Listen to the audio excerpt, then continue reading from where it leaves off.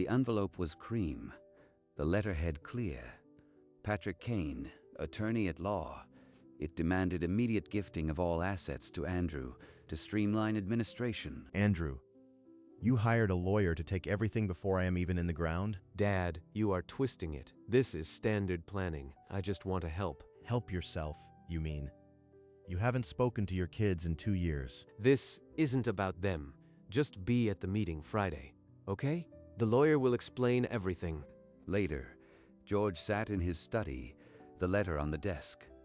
Beside it, the photo of Lily and Ethan. He's their father, but he'd drain their inheritance in a heartbeat. I am the only wall left. He touched the glass of the frame, then picked up the phone. I'll meet your lawyer, but know this. I've built a life for those kids, and you won't touch it. Friday came. The law office rose like a glass fortress. George would walk in with nothing but a lifetime of resolve, and a secret he didn't yet know would save him. Morning broke cold over the Reeves house. George stood by the dresser, thumb on the glass of the grandchildren's photo. Lily's laugh, Ethan's dinosaur shirt. Every cent I have is theirs. Andrew won't steal that. Decades ago, he'd given that same stubborn loyalty to a kid named Patrick. You are not stupid, Patrick. You've just been told the wrong story about yourself. Why do you care? No one else does. Because someone once cared about me when I was invisible. Now pass me those fries. The diner dissolved. George blinked at the gray morning carpet of his own room. Patrick, I wonder if he ever made it out. I hope he did. He pulled on the charcoal quarter zip, a ritual of quiet armor, and headed for the door. Exiting the house, he carried no weapon but the memory of faces he'd lifted. The law office waited, cold and glass. While George drove across town, Andrew was already mid-call, his sedan a mobile command center. The old man agreed to meet. You just need to push the gifting paperwork, Patrick. He won't fight. I'll prepare the documents, but as I said, this must be truly voluntary. No pressure, you understand? Of course. Just explain the advantages. Once those assets are liquid, my kids won't see a dime. Patrick made a note. Client repeated exclusion of grandchildren. He paused, then filed it as a family affair. This estate is mine to manage. My father is a sentimental old man who can't see the bigger picture. A family court might view it differently, Mr. Reeves. But you are the client. I'll brief you after. His legal pad held neat notes. Andrew Reeves, aggressive gifting, potential elder pressure, await assessment. Perfect. The old man won't know what hit him. The law office file stood ready. The name Reeves Estate just another case. But not for long. George parked the sedan and killed the engine. The glass tower mirrored nothing but clouds, and his own small reflection. They built these places to shrink you before you sit down. He pushed through the revolving door. The lobby was marble, the air conditioned to a clinical chill. A receptionist slid a sign-in sheet forward. Her professional smile, a well-practiced wall. Just another old man here to be handled. A paralegal led him down a corridor of frosted glass, then opened a door into a long rectangle of silence. The conference room was sparse. A glass table, 4 leather chairs, a window too high to see out of. He sat at the far end, small against the gray wall, the door behind him still half open. Then it clicked shut. They gave me the chair that faces the window, so I'll be squinting when the lawyer walks in. The room ticked with nothing but the wall clock. Then, through the frosted glass, a shadow thickened and stopped at the handle. Dad, you came. Good. Let's keep this simple. Patrick will walk you through the options. Options? You mean an ultimatum wrapped in a handshake? Don't be dramatic. I am going to grab coffee. The attorney will be here any second. He wants to be standing outside when it happens, to hear me break. Andrew shut the door behind him, but didn't walk away. His silhouette hovered, a spider at the edge of the web. 45 years I gave that boy. Now he's counting my breaths like an auctioneer. The wall clock ticked twice. Then the handle rotated, slow and deliberate, as if the room itself was taking a breath. No suit can hide who you are. I'll see it in your eyes the second you walk in. The door swung open. A tall frame filled the gap, face still in shadow, but the air changed, and George Reeves stopped breathing. Not from fear, from something older, something he hadn't dared to hope. The door swung fully open, the light catching a face that was older, sharper, but the scar above his eyebrow was the same one George had watched heal 40 years ago. Patrick. That name left his lips half air, half memory. Patrick Kane stopped dead. The file in his hand buckled, and for a long second he was 19 again, sitting in a diner and learning what hope looked like. Papers slid free, scattering across the glass table in a slow cascade. No one moved. Andrew pushed back through the door, coffee in hand, and froze.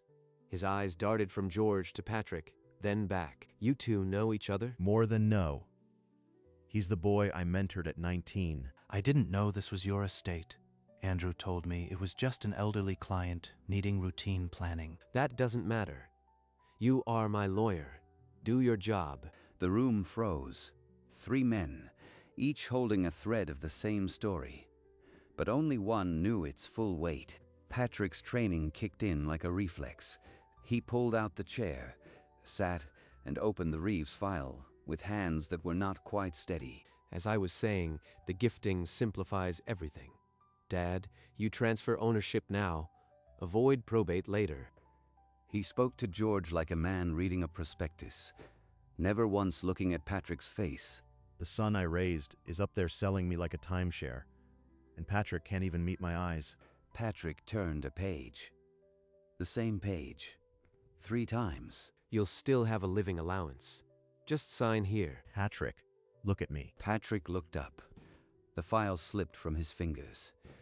Then he was on his feet, chair skidding backward with a shriek. I need to check something. Give me a moment. Andrew's protest died in his throat as the door clicked shut. The silence that followed was not the same silence as before. Patrick found a recessed corner of the hallway and dialed the number he'd been given for George Reeves. His hands shook. The caller ID lit up. Patrick Kane. George paused, then answered. Mr. Reeves, I can't do this. I didn't know it was you.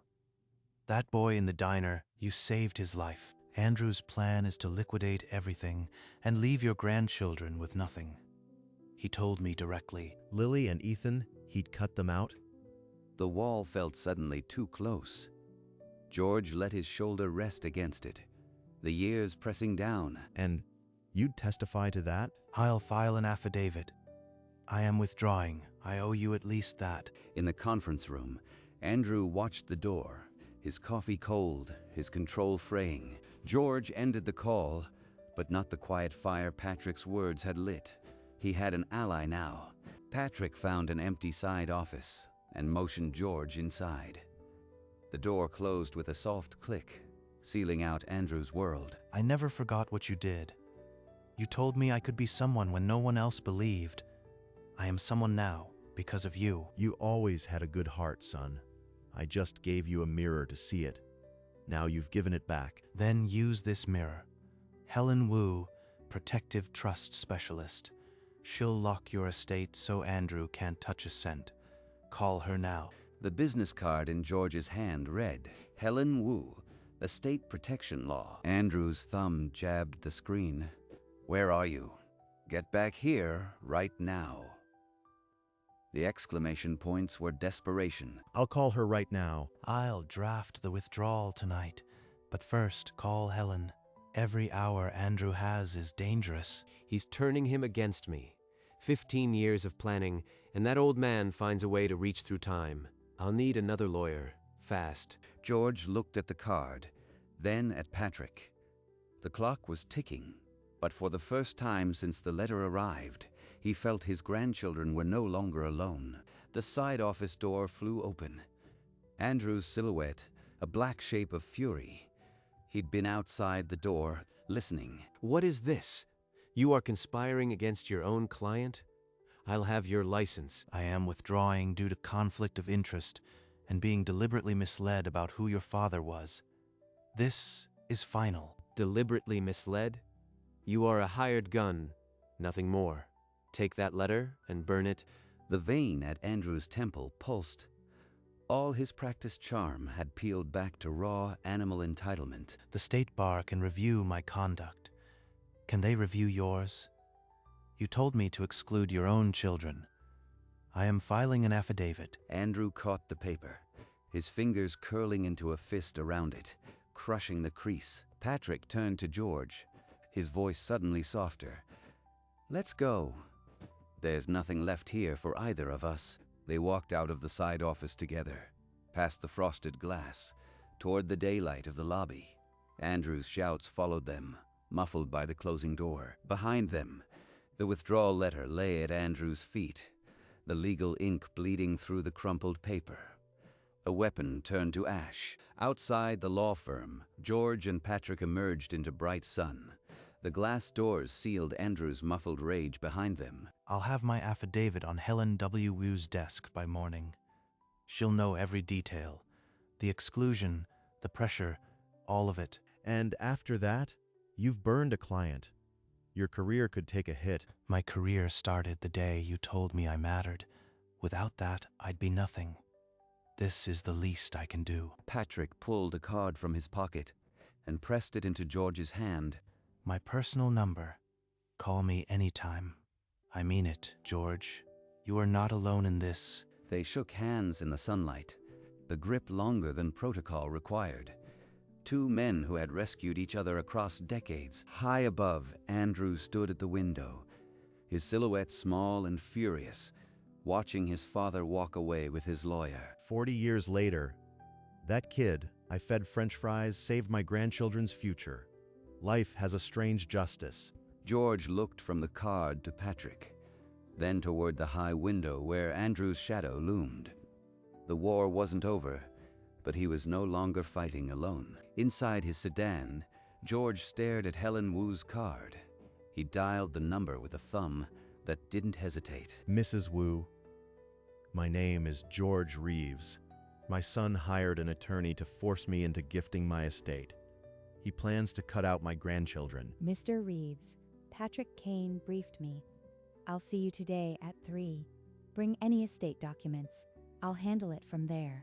He ended the call, turned the key, and pulled onto the interstate. The horizon opened up, a thin line of hope. Andrew, meanwhile, dialed a rival estate firm.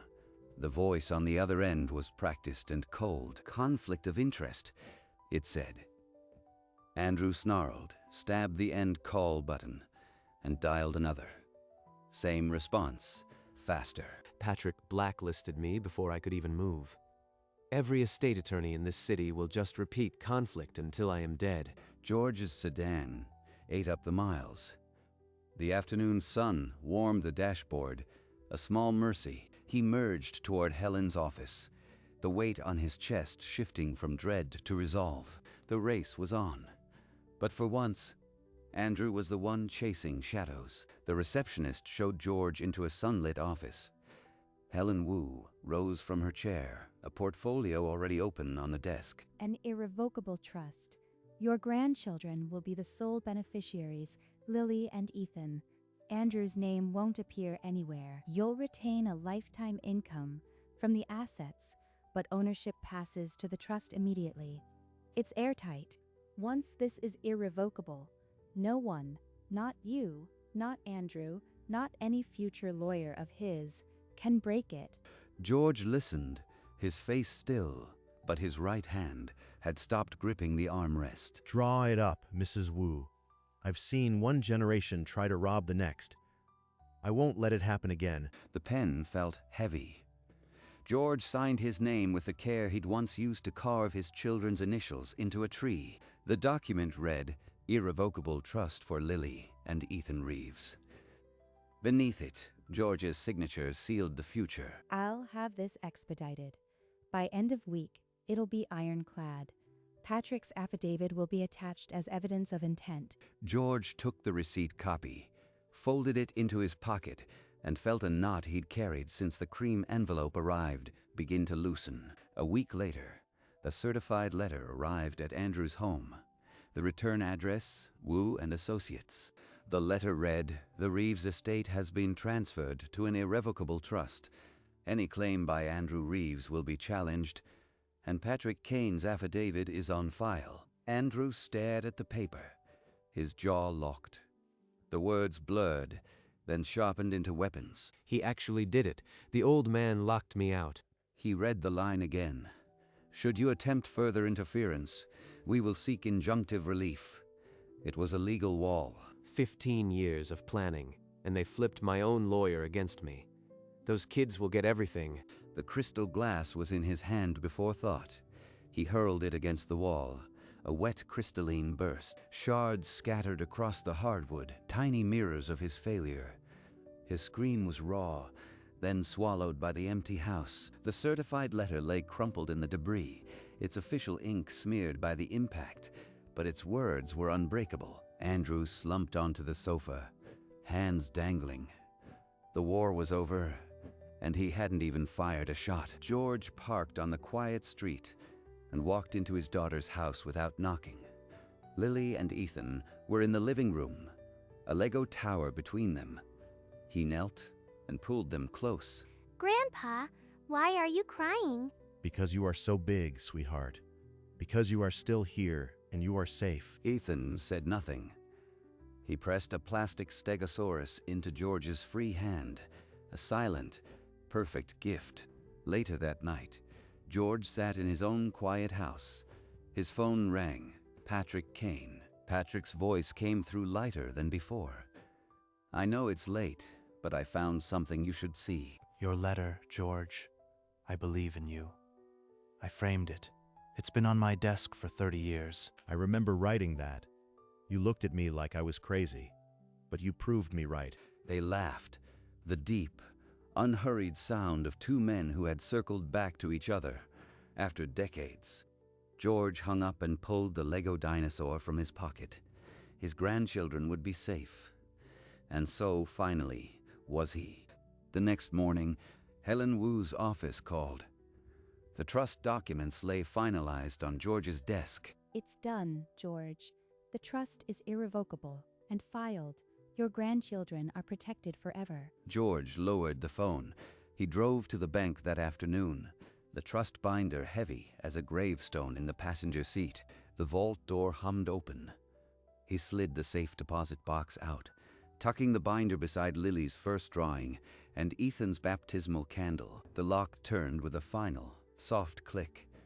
George's hands, steady for the first time in weeks, rested on the cold metal. That evening, Andrew's call came. His voice was a raw wound, stripped of all pretense. You think you've won, old man? I'll fight this trust until my last breath. Fight all you want. Patrick's affidavit will be read in court. You'll lose your last shred of dignity. Andrew sputtered. George hung up and set the phone face down. The line went dead. The estate was locked. And so was Andrew, outside every door that mattered. A week later, George found a sidewalk cafe with red umbrellas and a chalkboard. Reading Lunch Special. Patrick was already at a table. I took the liberty of ordering us both the same coffee. Black, 1 sugar, just like you used to take it at the diner. You remembered that? I haven't thought about those diner mornings in years. I remember everything. The way you never let me quit. The fries you always pushed my way. Comfortable silence settled between them, the kind that needs no filling. A croissant plate sat between their cups, crumbs scattered. I never stopped thinking about that kid I mentored. I wish I'd kept track of you. You didn't need to. You'd already given me what I needed. The rest I had to do myself. George raised his cup. Patrick lifted his own.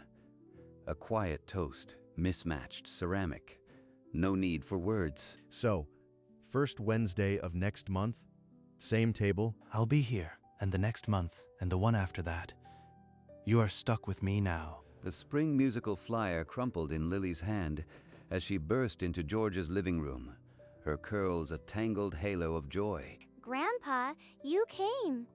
I wouldn't miss it for the world. After the final curtain, George sat at his study desk. The house was quiet. He pulled out a blank note card. The words came slow. "You reminded me that what we pour into people is never wasted." Then below, "You gave me back something I thought my son had stolen. Faith in the next generation." He signed it simply, George. That boy in the diner became a man who saved my family. Life is a circle. He sealed the envelope, addressed it to Patrick Kane, attorney at law, and walked it to the mailbox. The letter dropped with a soft thump.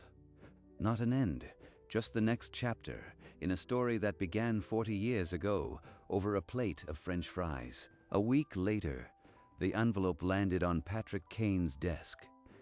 He recognized George's handwriting immediately. He opened the card and read, "You gave me back something I thought my son had stolen. Faith in the next generation." He set the card down. Behind it, the old framed photograph. Himself at graduation, George beaming beside him. A colleague paused at the door. "Who's the old man in the photo?" The question was casual, weightless. The one who raised me. Patrick slid the new note behind the glass of the frame. 2 pieces of paper, 40 years apart. He gave me a life, and I almost took his. But I didn't. That's the story I'll tell for the rest of mine. He leaned back in his chair. The afternoon sun filled the office, warming the glass of the frame. The camera pulls back. Patrick's office, quiet, bathed in gold. The frame a small shrine to the man who saved him. And in the vault across town, a trust binder sat beside a child's drawing. Both legacies now unbreakable. 1 year later, the same cafe. The red umbrellas were faded, but the coffee was still black with 1 sugar. I'll never forget the look on your face when you realized who I was. You turned as white as that envelope. I thought my career had just ended. Instead, it was the first honest thing I'd done in years. Beyond the cafe window, a man in a worn suit walked past. Andrew, thinner, his jaw dark with stubble. He glanced toward the window, straight through George and Patrick. If he saw them, his eyes gave nothing. They didn't see him at all. He raised his cup to second chances. To the first chance you ever gave me. The ceramic clinked, a soft, unremarkable sound that carried 40 years of echoes. Outside, Andrew's figure grew smaller, swallowed by the city. Inside, 2 men built something he could never take, and the world went on. But for George and Patrick, the world had already been saved. Autumn, a park bench under a canopy of orange. George Reeves sat alone, wearing the same charcoal quarter zip. A leaf landed on his knee. He didn't brush it away. The past felt closer than the present. In his mind, he was back on a different bench, 40 years ago, next to a scared teenager with a scar above his eyebrow. He remembered the words he'd said that day. "You are capable of more than this. I know it." Now, on a similar bench, he let the memory settle. No need to call Patrick. No need to do anything. You raised a good man, after all. A breeze stirred the branches. More leaves fell, spinning slowly. He watched them without needing to move. The circle was closed. The boy he'd saved had saved his grandchildren, and George at last could rest. He exhaled, the ghost of a sentence on his lips. No one heard it. It didn't matter. Everything had been said. The wind picked up, and the leaves danced. But the old man on the bench did not. He was home. Evening light fell across Patrick's desk, catching the edge of a simple wooden frame. Inside, a yellowed letter, the ink still legible after 40 years. "I believe in you." Below it, a newer note card, a reply that had traveled across town to sit beside the original. 2 pieces of paper, separated by decades, now pressed together behind glass. The scar on Patrick's eyebrow had faded, but this proof of a life changed never would. Outside, the city dimmed, but the lamp on the desk kept the letters warm. 1 short sentence. written by a man who believed in a scared teenager, had become a fortress, and in the quiet of the office, that simple truth outlasted every legal document. The camera lingered on the frame as the light softened into a quiet dusk. Then nothing but the memory of a promise that had never been broken fade to black